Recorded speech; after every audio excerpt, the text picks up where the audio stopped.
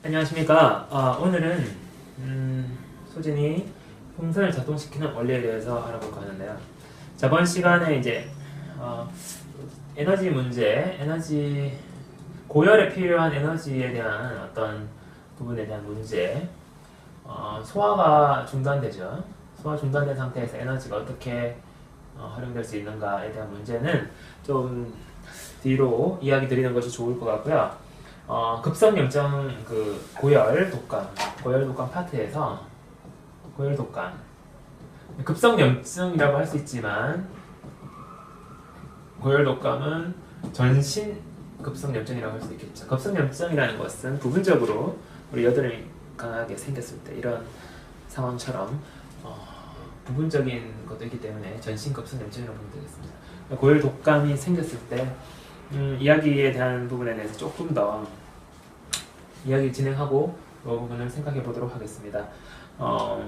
우리가 이제 저번 시간에 이제 몸이 나을 때 국소적인 염증 부위는 줄어들면서 전신 염증이 커질 수가 있다. 그것은 전신의 어떤 염증 증상 있는 것은 어떤 가립부의 어떤 전체적으로 부분의 전체로 발산되는, 요거는 이제 모든 전신 염증을 얘기한다고 볼 수도 있지만 일단 기본적으로 국소적인 것이 약화되면서 국소적인 것이 좋아지면서 그 국소적인 상황이 좋아지면서 전신염증이 나타나는 경우, 국소적인 것 상관없이 전신염증이 오는 경우도 결국에는 우리가 어떤 흉선의 면역 강화와 관계가 있기 때문에 몸 전체의 어떤 염증은 의미가 없지는 않겠다라고 생각하시면 되겠습니다. 이게 이제 전신 염증은 발산 작용이다. 그러면은 필요한 염증의 발산이 일어나면 소모가 되고, 가리고가 소모가 되고, 그렇지만 골수의 어떤 에너지는 소진은 되었다라고 볼 수는 없을 수 있다. 골수의 에너지가 완전 소진되는 것은 음식을 먹지 않고 전신 염증이 지속되어야지 일어나죠. 전신염증에다가 플러스 단식이 있어야 되죠. 그랬을 때 결국에는 시간이 지나면 소진 현상이 나타나게 된다는 것입니다. 우리 이제 이게 과립부가 생기는 곳은 여기 보면 이제 이게 척추뼈에서 생기는 분들도 있고, 다리 같은 이런 장골뼈에서도 뿌리 길이가 긴 뼈에서도 골수에서 이렇게 가리가 생성될 수 있는데요. 소진의 개념은 조금 다르다. 발산이라는 건 어느 정도 가리부가 줄어들면 되지만 소진, 이렇게 얘기 드렸습니다. 저번 시간에 이제 그래서 우리가 이런 부분을 생각해 볼 수 있는데요. 더 큰 염증이 생기는 이유는 무엇인가? 더 큰 염증이 생기는 더 큰 염증.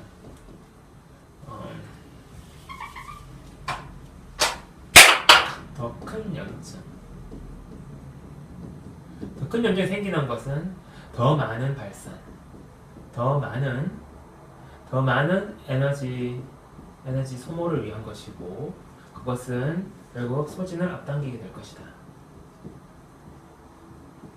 제가 이제 이 소진 부분에 대해서 지금 좀 얘기를, 사실 그 국소적인 염증 제 만성 피부염에 대한 얘기 좀 드리고 해야지 조금 이유에 대한 좀 더 근거가 늘어날 걸로 예상이 되는데요.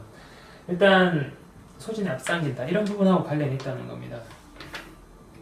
더 많은 가립부가 필요하고, 더 많은 가립부를 만들었다가 많은 에너지를 소모하면서 결국에는 소진이 일어나면서 결국에는 면역력이 강하게 일어나는 거죠.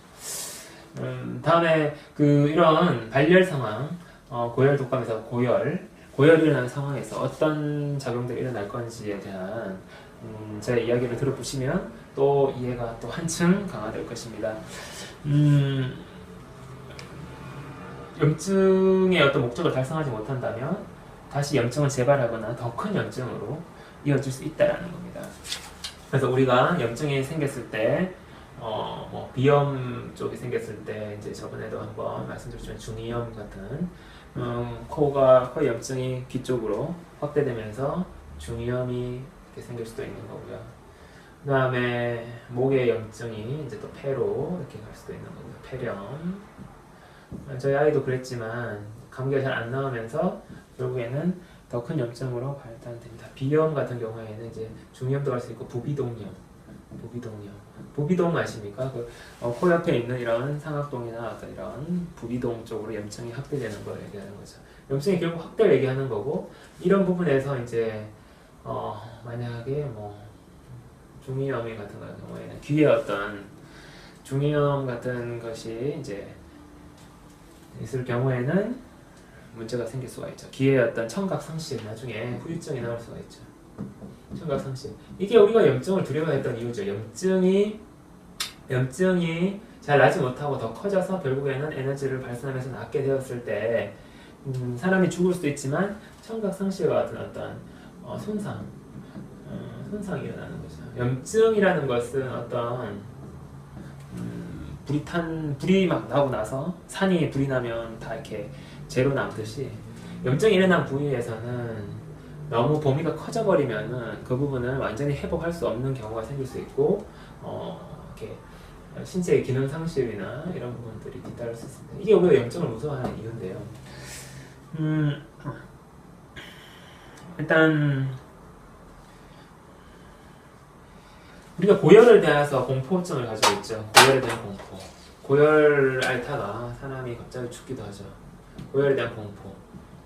그러면 고열이 바람직한 경우라면 고열에 대한 공포는 어떻게 된 것인가? 이것은 염증이 원나이트, 하룻밤에 끝나지 못하고 염증이 지속되면서 염증이 적절히 잘 되지 못한 상태에서 방향대로 잘 가지 못한 상태에서 염증이 지속되면서 2-3일 정도 이렇게 또 일주일 정도 길어지다 보면 우리 메르스도 그렇지만 환자 입원 기간이 늘어나고 이러다 보면은 계속 염증의 목적을 달성하지 못하고 결국에는 바로 이 소진입니다. 그것이 소진이 되지 못하고 계속 뭔가 에너지가 공급되면 그 에너지는 어디로 간다? 우리 몸에 전신 염증이 있을 때는 전신의 염증의 에너지를 공급하는 방법으로 가게 되죠. 그것은 뭐 가립구가 작동하기 위해서는 당연히 포도당을 필요로 할 것이고요. 간에 있는 가립구, 포도당이 떨어지지 않고 더 가는 방향으로 이렇게 해서 이런 에너지들이 먹었던 음식이나 영양 공급, 영양에 대한 에너지들이 전신 염증을 할 수 있다. 이렇게 지속되었을 때 영양이 물론 입원해 있으면 영양이 부족한 상황은 발생하지 않지만 개인적으로 자기 집에 있을 때 염증을 잘 낫지 못하고 약을 잘못 쓰다가 보면 며칠 동안 지속되고 영양이 잘 공급되지 못한 영양 결핍이 생긴 상태에서 고열이 발생하면 충분한 고열이 발생할 수도 없을 뿐 아니라 고열도 이제 부족해지고 그 다음에 임파구 같은 우리 이 골수에서는 이 면역 세포들도 만들어지거든요. 임파구 중에서 골수에서 만들어지는 거는 이제 B세포라고 하죠. 본기원이라고 해서 골수, 임파구, B세포의 어떤 결손, 영양이 부족한 상태에 세포가 제대로 만들어질 수가 없습니다. 그래서 이 고열에 대한 공포가 이렇게 됐을 때 면역력이 제대로 발달하지 못해서 생명의 위험이 닥칠 수가 있는 것입니다. 그래서 이제 저희가 이게 이제 오늘 얘기 드리는 게 이제 소진이 흉선을 작동시키는 원리를 먼저 설명드릴 겁니다. 너무 이야기가 방대하고 많다 보니까 일단은 그래서 우리는 이제 고열이 너무 강하게 40도가 넘어서지 않도록 유지를 하면서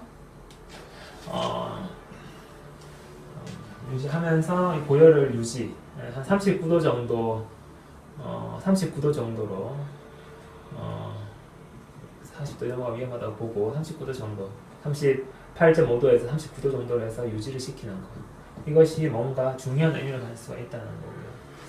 다음에 이제 더 큰 염증이 소진을 원하고 있다라는 사실은 염증이 자꾸 커지려고 한다. 즉 만성 염증암의 비밀을 풀다 그 시리즈에서도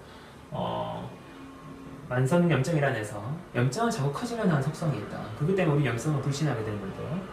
그 소진을 원하는 것이라는 것은 조금 더 다양한 관점에서도 계속 얘기가 될 것입니다.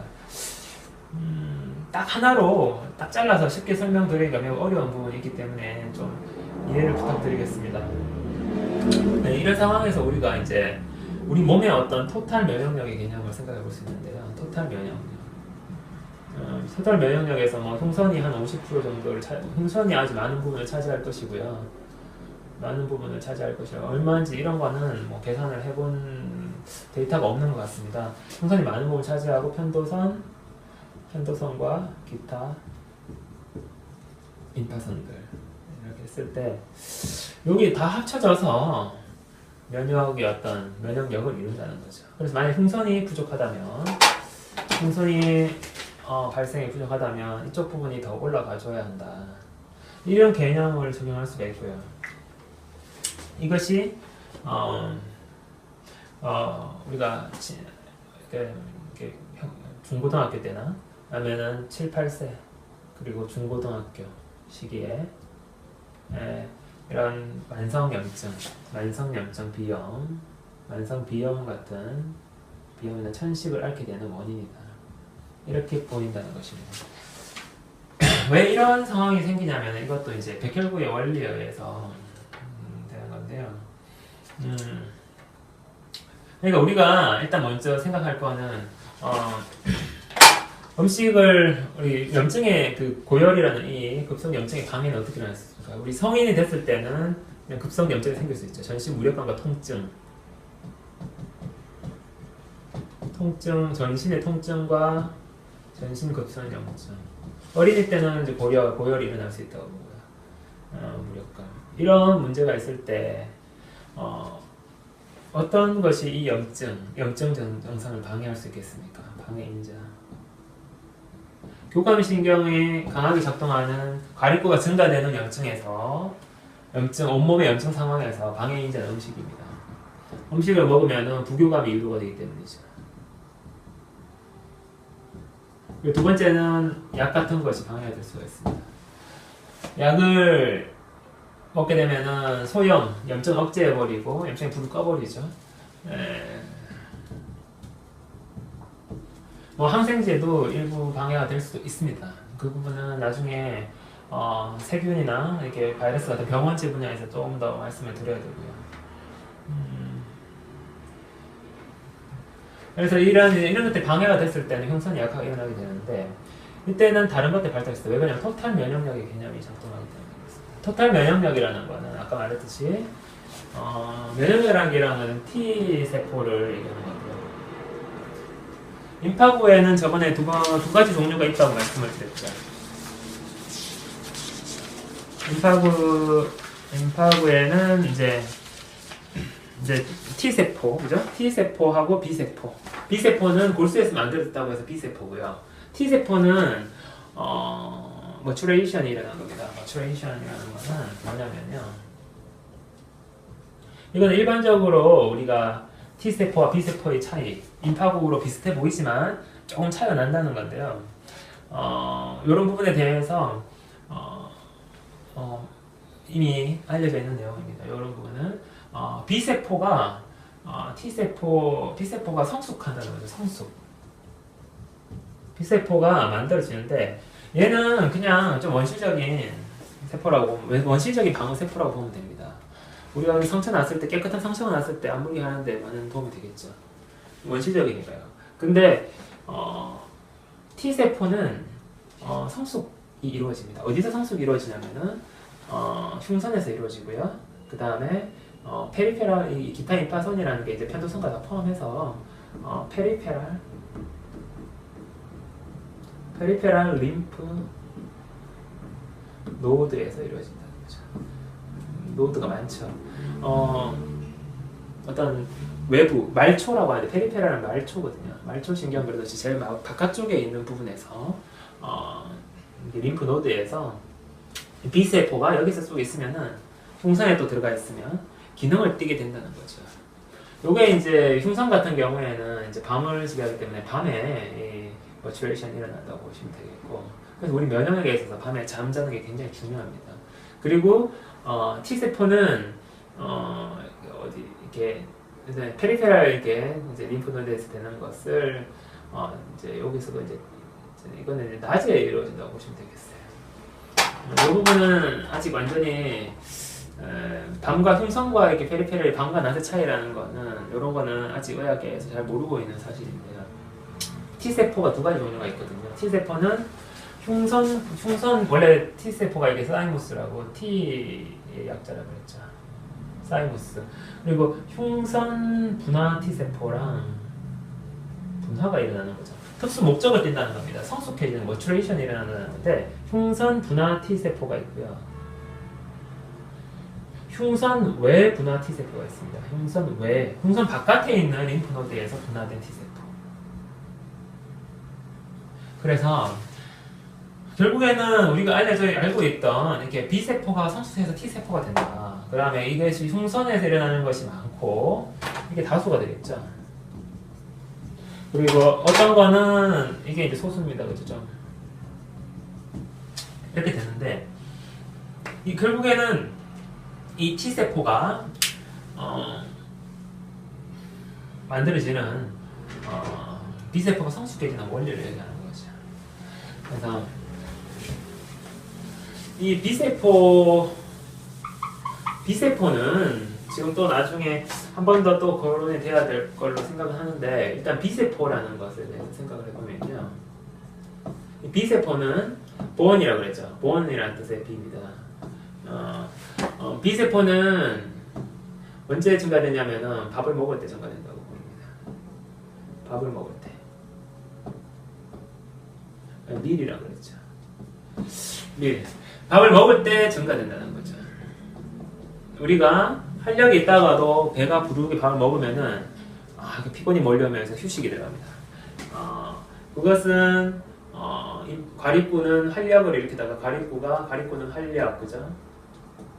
B세포는 음식입니다. 음식이 들어갔을 때. 그래서 이 B세포가 소화관 주변에서 배치된다고 하죠. 이 B세포와 이 밥을 먹었을 때 이 부분에 대해서는 자료를 좀 찾아봐도 좀 모호하게 처리된 부분들이 많이 있는데요. 일단 교감신경이 작동하는 시간에는 과립구, 그죠? 그 다음에 부교감신경이 작동하는 그 경우에는 B세포. 그래서 이 부분이 많이 강조는 안 됐지만 이 부분 이렇게 돼 있는 걸로 지금 의학계에 알려져 있는 것으로 보입니다. 그래서 부교감신경이 작동하는 거는 음식에 의해서 들어가면은 사람이 휴식과 소화작용이 일어나면서 사람이 이렇게 쭉 이렇게 좀 이렇게 활력이 많이 줄어들고 이렇게 늘어지게 되죠. 이렇게 힘이 빠지게 되는데 이때 B세포가 증가되고 과립구가 감소되고. 왜냐면 백혈구의 총량은 일정하거든요. 백혈구의 총량은 일정. 제가 만원비풀 과립구 두 번째 열쇠에서 과립구가 증가되면 임파구가 감소하고 임파구가 증가되면 과립구가 감소한다고 얘기했죠. 그래서 과립구의 총량은 일정한 범위에서 유지되기 때문에 그래서 밥을 먹고 이렇게 해서 이제 부교감신경이 작동하는 시간이 되면 우리는 이제 몸이 릴렉스해지면서 임파구가 증가되고 과립구가 감소되니까 그만큼 과립구 줄어들 만큼 임파구가 늘어날 것입니다. 그래서 소화관 주변에 밥하고 들어오는 어떤 이물질 같은 것들에 대한 어떤 면역 반응을 몸을 지키기 위한 작용을 하겠죠. 원시적인 우리가 먹고 안에서 이렇게 먹은 물질에서 방어하는 것은 원시적인 작동이니까요. T세포까지 필요가 없을 겁니다. 그죠? 그래서 B세포가 이게 T세포가 되는데 밥을 먹었을 때 낮에는 어디로 가냐 하면은 말초에 있는 임파선대로 가죠. 흉선에 분화 T세포가 만들어지게 되고요. 그러면은 낮에는 과립구가 좀 많을 때 우리 몸의 임파구들이 밥 먹고 나서 소화가 되면 이제 B세포가 만들어졌다가 과립구가 감소돼 B세포가 만들어지게 되죠. 부교감 상황에서. 부교감은 임파구거든요. 그래서 부교감은 B세포입니다. 교감 신경이 작동하는 평상시 우리 일을 하고 있을 때나 밥을 안 먹고 있을 때는 과립구가 증가되지만 부교감 신경이 작동할 때는 낮에 중에서는 밥을 먹을 때밖에 없고 그랬을 때 임파구가 늘어나기 때문에 결국 B세포가 늘어난다는 얘기가 되죠. 이게 제가 이제 이런 부분에 대해서 명확하게 거론이 되어 있는 그런 자료를 조금 찾기 힘들어가지고 결국에는 이 얘기입니다. 이 얘기는 맞습니다. 이 얘기는 알려진 사실이라고 보시면 되겠습니다. 그래서 부교감 신경이 결국에는 낮에서 작동되는 거는 밥을 먹을 때고 그건 비세포가 우리 소화기관에서 담당하게 됩니다. 그래서 제가 이렇게 얘기 드릴 때 뭐 이렇게 좀 제가 굉장히 세밀한 성격이고 세밀하게 연구를 하기 때문에 정확하게 또 말씀드리는 의미에서 이런 거는 밝혀진 거고 요거는 가설이고 이렇게 구분해서 말씀드리는데 일반적으로 TV 지상에 보면은 우리 임파부가 밥을 먹을 때 이 소화관 주변에서 이렇게 뭐 한다 이런 내용들은 그냥 인터넷에 있는 글도 가끔씩 보이고 TV에서도 임파부가 증가된다 이러면서 많이 나오는 내용이에요. 그냥 이렇게 얘기를 하십니다. 우리 많은 의사 선생님들이 TV 나오셔가지고 얘기하실 때 많이 얘기하시는 부분이에요. 네, 부교감 제가 이제 그것이 무슨 뜻인지를 구체적으로 얘기 드리는 거죠. 왜냐면은 이렇게 구체적으로 아는 게 의미가 있고 이런 제가 강의하는 게 구체적이지 않으면은 의미가 없지 않습니까? 그죠? TV 보시면 되죠. 그래서 비세포가 부교감에 낮에는 증가되고 밥을 먹을 때 증가된다는 얘기고요. 낮에는 부교감은 밥 먹을 때밖에 없으니까요. 교감일 때는 이렇게 된다. 대부분은 교감이죠. 교감이 조금 약할 때는 밥도 먹지 않고 있을 때는 조금 이제 약간 교감이 좀 떨어진다. 교감 신경 작용이 좀 떨어지는 시기라고 볼 수가 있고요. 일단은 또 부교감 밥을 먹게 되면은 임파구가 늘어나면서 비세포가 늘어나게 될 것입니다. 그랬을 때 다시 밥을 먹고 나서 이제 교감을 하게 되면 소화가 끝나면 얘들이 또 가립부가 증가돼야 되거든요. 비세포가 부교감 때는 증가돼 있어가지고 그 현상을 나타내지만 교감신경이 다시 작동하고 일을 할 때는 가립부가 다시 증가되고 비세포가 낮아져야 될 거란 말이에요. 어디로 다 숨느냐? 이 비세포가 이게 페리페랄 림프 노드로 간다는 겁니다. 페리페랄 림프 노드로 간다는 거죠. 그래서 여기서 머추레이션이 일어나는 겁니다. 그래서 T세포, 흉선내부나 T세포가 만들어지는 거죠. T세포가 교감신경이 작동하는 상황에서는 흉선외부나 T세포가 임파구의 소화가 끝나고 나서 흉선외 T세포가 증가된다. 임파구의 이제 B세포가 감소되면서 T세포가 감소가 일어나면서 흉선내부나 T세포가 늘어난다. 이렇게 보시면 되겠습니다. 다음에는 반대로 흉선에서 머추레이션이 일어나면서 아주 대량의 T세포가 만들어지면서 흉선에서 소화가 끝나고 임파구가 B세포가 저녁 먹고 B세포가 늘어났다가 소화가 끝나면서 B세포가 줄어들면서 활력이 떨어지잖아요. 밤이니까 그죠? 활력이 떨어지니까 흉선에서 머추레이션이 일어나서 흉선에서 만든 T세포가 이제 온몸을 청소하고 다니게 되는 거죠. 이 부분 중요한 부분인데요. 이 부분은 흉선 외부나 T세포가 낮에 증가된다는 거는 그 아보도르 교수 제가 만한비풀에서 보여드렸던 그 논문에 보면 실험 데이터로 나와 있습니다. 낮에 T세포는 흉선 외부나 T세포이고 밤에 T세포는 T세포다. 흉선분하니까 이 T니까요. 원래 본질적인 T고 이건 흉선 외에서 T랑 닮은 세포란 뜻입니다. 그래서 이렇게 되는 거라는 거죠. 그러면 요거는 이제 무슨 내용으로 생각하시냐면 제가 근데 아부도르 교수와 어떤 그의 이제 친구들이 했던 그 논문 보여드렸던 자료, 그 자료에서 그렇게 되어 있다는 거죠.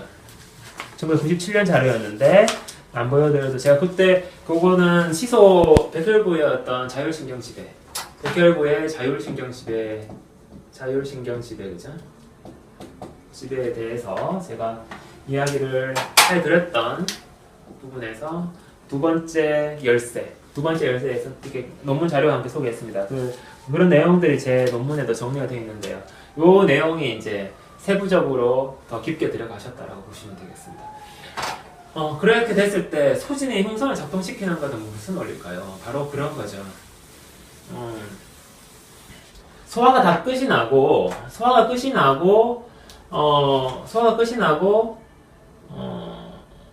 과립구는 밤에 어떻습니까? 밤에 과립구는 올라가지 않죠. 그죠? 과립구는 서서히 떨어질 것입니다. 그죠? 과립구는 서서히 떨어질 것이고 B세포는 저녁 식사를 먹고 나서 이렇게 증가했다가 다시 B세포는 증가되면서 이제 조금씩 줄어들어갈 것입니다. 그랬을 때 T세포, 흉선 분화 T세포는 그냥 T세포라고 하면 됩니다. T세포가 여기 서서히 B세포가 줄어든 부분을 참가하게 되겠죠. 이게 이제 백혈구의 총량이라고 보시면 되겠습니다.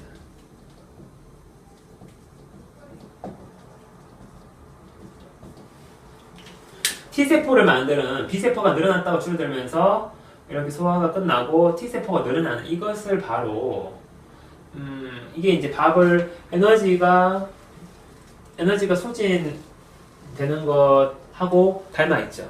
밥의 이제 식사가 이제 좀 줄어들면서 조금 더 다른 관점에서 소진을 좀 더 설명되는 골수에서의 소진을 얘기하는 거니까요. 골수의 소진. 그래서 조금은 다른데 일단 B세포, T세포가 증가되어 간다. 백혈구의 T세포가 늘어나기 때문에 이것이 흉선이 작동하는 거죠. 머추레이션이 일어난다. 흉선에서 머추레이션, 성속이 일어난다는 자체는 흉선의 작동을 의미하는 겁니다. 흉선의 작동을 의미하는 겁니다. 여기까지 일단 숨가쁘게 설명을 드렸는데요.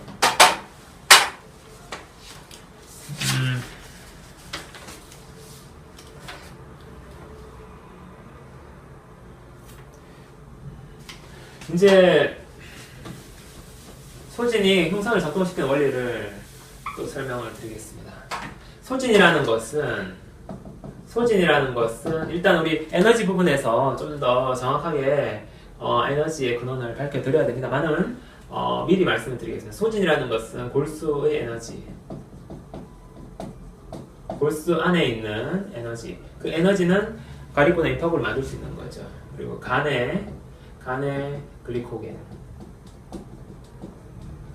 글리코겐 이렇게 있을 것입니다. 이런 에너지가 단식을 했을 때, 식사를 멈췄을 때, 단식은 패스팅이죠, 그죠? 식사를 중단했을 때, 식사를 하고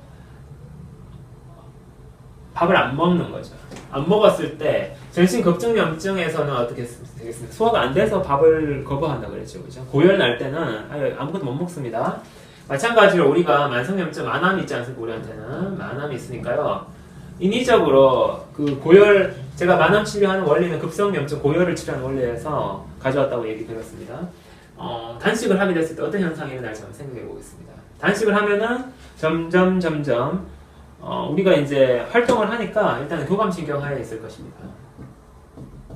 교감신경이 작동할 때는 골수로 들어가는 중심동맥이 수축이 일어날 수가 있겠죠. 중심동맥이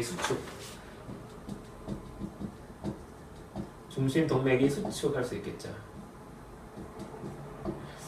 이 부분에서 요거는 솔직히 조금 불확실한 부분이 있습니다. 왜냐면 말초 동맥이 수축하는, 교감신경은 말초 동맥이 수축하는 작용을 알려야 되는데 골수에 들어가는 그것이 수축하는지는 정확하게 확인되지 못한 내용이라는 사실을 말씀드립니다. 근데 가능성이 높다고 보고 있고 현상학적으로 봤을 때는 수축을 한다라고 저는 믿고 있습니다.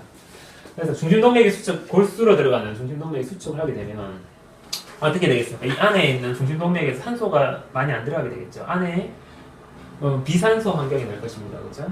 저산소 환경이 되면 저산소 환경에서는 무엇이 많이 만들어질 수 있겠습니까? 과립구겠죠. 교감신경이 작동하면서 저산소 환경이 만들어져서 과립구가 만들어진다. 이 과립구 생성에 대한 저의 가설인데요. 또 다시 과립구 생성에 대한 가설이죠.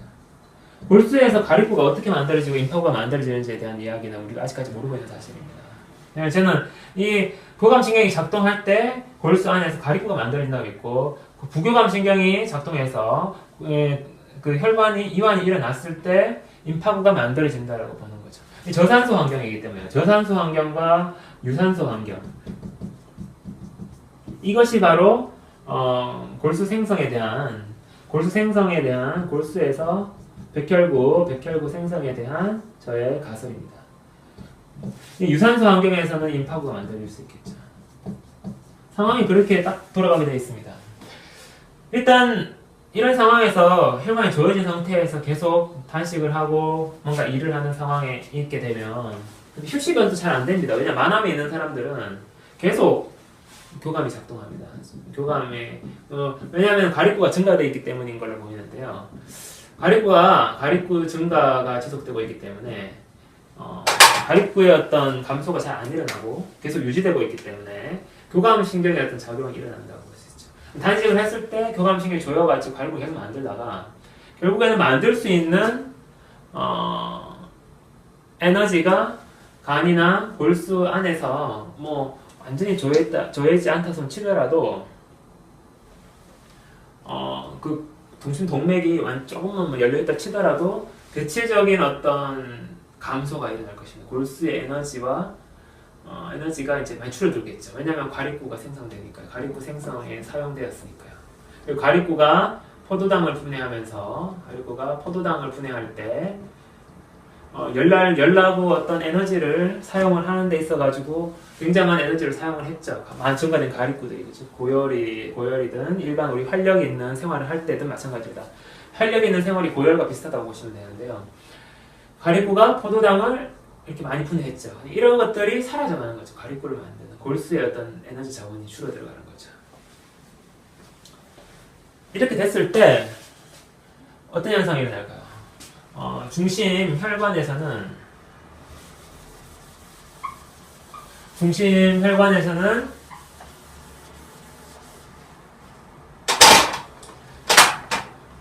중심 동맥, 골수 안에서는 가립구 생성이 줄어들기 시작합니다. 여기서 음식을 만약에 먹었다 그러면 부교감이 유도되면서 다시 산소가 들어가고 영양소가 들어가면서 골수의 어떤 에너지가 다시 또 올라갈 수가 있을 것입니다. 그러나 음식을 먹지 않고 계속 단식을 유지했을 때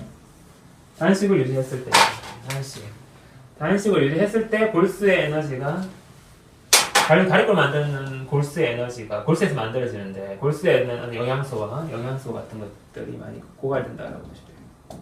그랬을 때 영양소 고갈에 의해서 가립구 생성이 감소하는 거, 이걸 바로 소진이라고 한다는 거죠. 포도당, 글라이코겐은 포도당만 되기 때문에 포도당만 갖고는 가립구를 만들지 못합니다. 가립구를 생성해서 계속 유지시켜줄 가립구가 강한 심호흡과 산소와의 어떤 만남을 통해서 가립구가 빠르게 소모가 일어나게 됩니다. 에너지를 빠르게 태워가면서 소모시키는 작용이 바로 고열 작용이기 때문에 고열이고, 우리가 만성염증에서도 활력의 증가의 작용이라고 보시면 되겠습니다. 네, 고열과 활력의 증가, 이런 작용에서 가립구가 증가되어 있고 교감이 잘 풀리지 않는 이런 상황이 교감신경이 자꾸 작동하는, 제가 잘 겪어봐서 압니다. 암 환자들도 만나봐서 알고 있고요. 이런 상황에서 가립구가 생성되는 것이 이 소진에 의해서 감소가 일어납니다. 가립구가 생성이 감소하면 어떻게 되겠습니까? 결국에는 이 상황에서 뭔가가 또 있어야 되는데 나중에 그건 또 뒤에 또 이론과 함께 설명을 드릴 부분입니다. 자료를 갖고 설명을 드려야 되니까. 일단 가립구 생성됐을 때 임파구가 증가할 수 있죠. 왜냐하면 백혈구가 총량이 유지되어야 되니까요. 백혈구의 총량이 유지되어야 되니까. 가립구 생성이 감소되면서 어떤 임파구가 증가되는 상황에서 어떤 현상이 날까요? 교감신경이 풀리고 부교감신경이 유도가 될 것입니다. 교감신경이 자연화해야 되는 거죠. 저는 이거 제 몸을 치료하기 위해서 이런 것들을 연구했고요. 제 고열, 우리 자식들을 치료하는 상황, 급성염증의 상황하고 빗대어 봤을 때 정확하게 대칭이 되는 모습을 보면서 염증 전체를 정의하게 된 것입니다. 교감신경이 자연 완화되고 부교감 신경이 유도가 일어난다. 이랬을 때 가립구 생성이 감소되고 임파구가 증가될 때 어떤 현상이 다시 일어나게 될까요? 좀 어렵습니까? 처음 듣는 내용도 많으실 텐데 저도 뭐 이런 내용 찾아가지고 할 때는 또 그 자료를 찾고 그게 한참 공부를 합니다. 근데 그런 과정을 통해서 이런 자료들이 다 이렇게 만들어진 건데요. 이런 부분들 갑자기 나타났을 때 이게 맞는 얘기인지도 헷갈리실 수도 있고 자료 찾아보시면 다 알 수 있습니다. 제 나름대로 이제 학자적 양심에 의해서 얘기를 드리는 거라고 보시면 되겠습니다. 부교감신경이 유도되는데 가립구 생성이 감소되고 임파구가 부교감신경이 유도되면서 임파구가 들어가면서 골수에 다시 산소가 공급되기 시작하겠죠. 그러면은 우리 혈류 중에는 골수의 어떤 폐쇄 공간, 이런 폐쇄 공간보다는 우리 몸의 어떤 전체 혈관계통에는 더 많은 영양소가 있다고 생각하시면, 더 많은 영양소, 더 많은 포도당과 많은 영양소가 있겠죠. 저는 간의 이 글라이코겐도 골수 에너지가 먼저 가지 않나 이렇게 추측을 하는데요. 간의 글라이코겐으로 인해서 간에서도 글라이코겐 같은 게 있기 때문에 글리코겐이 분해돼서 혈류 중에는 더 많은 영양소, 포도당들도 있고 그렇게 될 것입니다. 이제 이렇게 되는 상황이 되는데요. 이때 중요한 거는 이때 만들어진 임파구가 배로 가지 못한다는 거죠. 뱃속 내장의 소화기 쪽으로 갈 필요가 없죠. 소화기로 갈 필요가 없다. 이것이 매우 중요한, 정말 눈물 없이는 듣지 못할, 우리 연구하는 사람들은 이런 내용을 찾아내는 것이 굉장한 겁니다. 뱃속의 내장의 소화기로 갈 데가 없죠. 갈 필요도 없고요. 임파구가 만들어졌을 때 골수에서 만들어지는 임파구는 과립구고 임파구는 B세포라고 그랬죠. 골수에서 아주 원시적인 B세포가 만들어졌는데 소화하러 갈 필요가 없죠. B세포가 소화하러 갈 필요가 없습니다. 그럼 어디로 갑니까? 바로 흉선으로 가게 되죠. 흉선으로 가면서 T세포가 아주 극대화된다. 극대화될 것이라고 하는 거죠. 흉선에서 바로 성속을 목적을 띠게 되고 몸을 치유하는 기능을 띠면서 T세포가 극대화돼요. 가리고 감소됐죠. 못 만들죠. 임파구는 이제 만들어지는 쪽쪽 다 흉선으로 가서 T세포로 바뀌겠죠. 몸 안의 백혈구의 비율 중에서 T세포가 가장 증가되는 상황이 생깁니다. 이것이 제가 예상한 예측입니다. 그래서 소진이 흉선을 강하게 작동시키게 되죠. T세포의 비율이 극대화 일어나는 이 시점이 바로 흉선이 가장 강하게 작동하게 되고 흉선에게 강한 로드를 가게 되죠. 일을 시키게 되는 것입니다. 갑작스럽기도 하고 엄청나게 B세포가 만들어질, 빨리 백혈구 비율을 회복해야 되니까요. 흉선에서는 빠르게 또 T세포를 만들어야 되는 그런 상황에서 잠이 오게 됩니다. 잠이 오게 됐을 때 바로 낫는다라는 거죠. 뭐가 나을까요? 다 낫지 않겠습니까? 소진이 흉선을 작동시키는 원리입니다. 이것이. 지금 오늘 굉장히 중요한 얘기를 말씀드렸는데요. 좀 중간에 조금 자료가 부족한 부분도 있지만 정황상 이런 부분이 워낙 이렇게 많이 중요하게 다뤄지지 못했던 부분도 있기 때문에 뭐 이런 부분이라든지 이런 부분들은 좀 부족할 수 있는데요. 일반적인 자료도 많이 일반적으로 이야기되는 내용도 많이 참고했고 이런 건 충분히 그렇게 볼 수 있다. 만약 이렇게 돼서 이렇게 된다면 아무튼 이렇게까지 안 되더라도 가립구가 만들어지다가 소진이 되면은 가립구를 못 만들게 되고 이제 활력이 떨어질 거 아닙니까? 에너지가 없는데요. 활력을 어떻게 됩니까? 하루 굶어 보십시오. 힘이 안 납니다. 그러니까 힘이 안 나는데 사람은 죽지 않습니다. 2-3일을 굶어도 유지가 됩니다. 1차적인 하룻밤에 끝나는 하루의 문제, 1차적인 문제라고 보면 되는 거죠. 1차적으로 가립구가 감소가 되면서 먹지 못하니까 활력이 빠지기 시작할 때 임파가 증가되는데 그때 피로를 강하게 느끼게 되면 이 소진을 통해서 흉선의 작동을 시키는 극대화가 되는 거죠. 그러니까 보통 때보다는 더 많이 된다고 보시면 돼요. 만암이 있는 사람들은 계속 폭식도 하게 되고 이래서 소진이 잘 안 됩니다. 소진이 잘 안 돼요. 소진이 잘 안 될 때 밤에 아침에 일어나도 배가 안 꺼진 경우가 있다고요. 배가 안 끓여가지고 계속 소화불량 상태로 있는데 이때 소화제를 먹으면 되는 게 아닙니다. 안 먹어야 되는 거죠. 오늘은 여기까지 하도록 하겠습니다. 오늘 굉장히 상당히 중요한 내용을 설명을 드렸는데요. 급성염증 파트에서 일단 급성염증 고열, 전신 급성염증에서 지금 염증을 정의하다 이야기가 진행되고 있는데 급성염증, 전신 급성염증 파트에서 이런 부분을 일단 설명드리는 게 좋겠다 싶어서 오늘 설명드렸습니다. 여기서 마치겠습니다. 감사합니다.